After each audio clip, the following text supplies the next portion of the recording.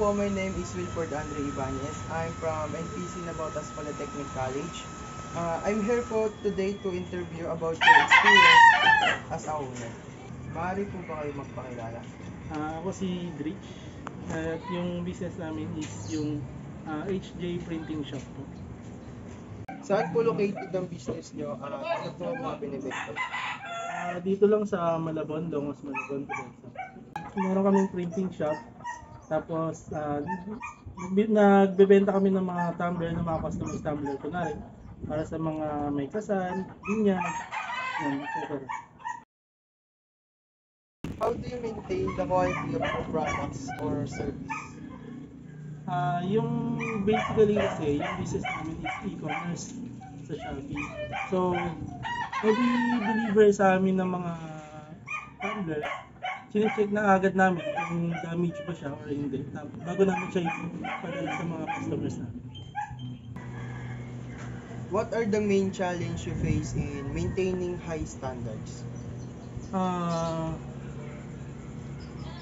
Ang nagpapa-high standard lang kasi dyan, yung sa tagal ng pag-check, kasi hindi lang naman isa yung i-check mo, kailangan mo buksan lahat ng box isa-isa. So yun. How do you handle customer feedback and complaints? Una pa lang na bago namin ipadala yung products, mini-make sure namin kada isang customer namin, picture namin yung item, then mag-send kami ng proof. So kung sakaling mabasag man during the shipment, pwede mong i-dispute dun sa shipment like kay JNT, kay Flash Express. So ganun.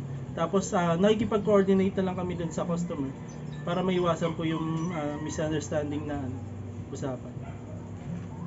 What techniques or tools do you use to improve efficiency and safety? Syempre, nagnenegosyo ka, hindi yung pwedeng bara-bara lang. Kailangan gagawa ka ng systematic approach. Kailangan step by step yung pagka-place pala ng order sa'yo, kailangan i-check mo na kagad yan para magkaroon ka ng sufficient na stock.